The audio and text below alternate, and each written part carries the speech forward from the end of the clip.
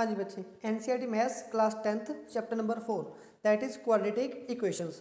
इस वीडियो में हम पहले इस चैप्टर की इंट्रोडक्शन कवर करने की कोशिश करेंगे। ठीक है, सबसे पहले हम ये देखेंगे इस चैप्टर में हमने क्या क्या पढ़ना है और इस चैप्टर का रियल लाइफ में यूज़ कहाँ पे है।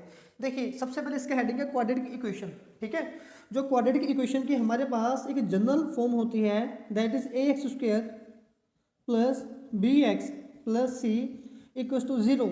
ये चैप्टर नंबर 7 में भी हमने इसके बारे में पढ़ा था। लेकिन प्रॉब्लम ये है ना कि ये जो चैप्टर है ये रियल लाइफ में यूज़ कहाँ पे होता है। ठीक है, हमें ये पढ़ना होगा भाई। तो इसके लिए मैं आपको बताता हूँ कि हमारे पास जो ग्राफ होता है ना, चैप्टर 2 में हमने काफ़ी अच्छे से कवर किया था।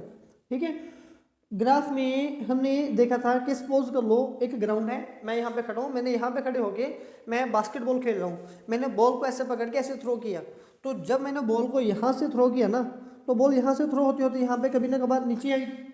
तो ये जो इक्वेशन बनी है, ये जो ग्राफ बना है, इसको मैं क्वाड्रेटिक इक्वेशन के सहारे रिप्रेजेंट कर सकता हूँ कॉपी के ऊपर या किसी टेबल के ऊपर। ठीक है, एक तो ये चीज़ होगी।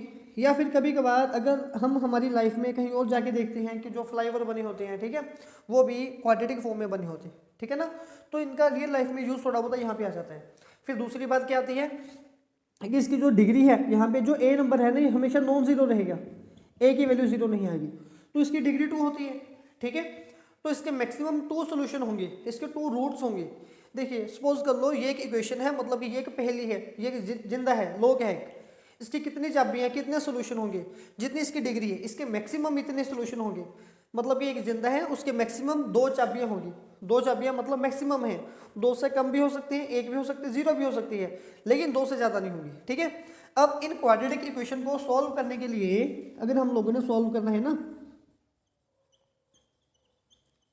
इन क्वाड्रेटिक इक्वेशंस को, तो सोल्व करने के लिए हमारे पास हमारे सिलेबस में 3 मेथड हैं। वेरी फर्स्ट मेथड का नेम है मिड टर्म स्प्लिटिंग मेथड।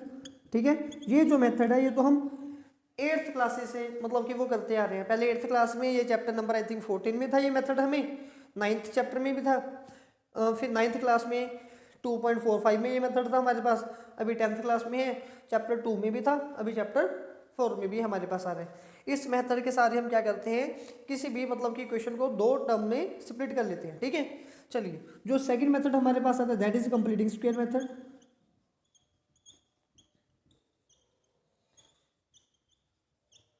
ठीक है, ये मेथड न्यू है आपके लिए, इससे हम जो क्वेश्चन है वो भी सॉल्व करना सीखेंगे। थर्ड मेथड है हमारे पास completing square method, sorry third method है हमारे पास क्वाड्रेटिक फॉर्मूला।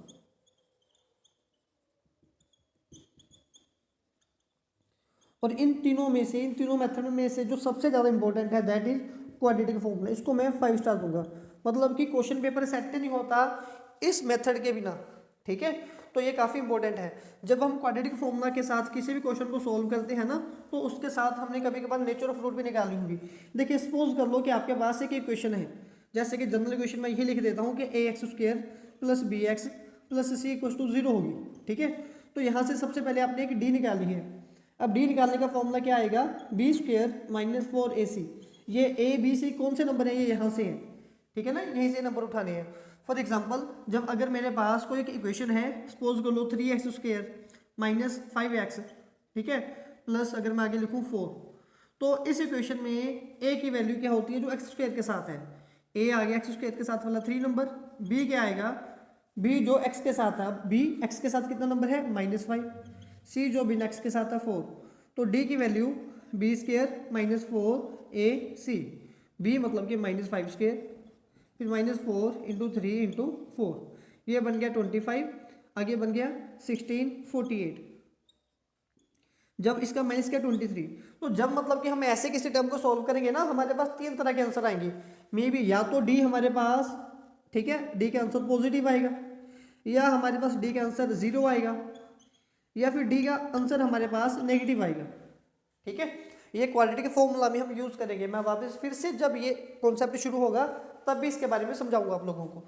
अगर तो देखिए बच्चे, डी की वैल्यू मतलब कि ये वाली वैल्यू पॉजिटिव आ गई हमारे पास, तो उसका मतलब क्या होगा कि इसके जो दोनों सोल्यूशन हैं, इसके जो रूट्स हैं वो रियल हैं, roots are real and distinct, plus distinct मतलब कि अलग अलग वैल्यूज आएंगी और दोनों रियल वैल्यूज होंगी।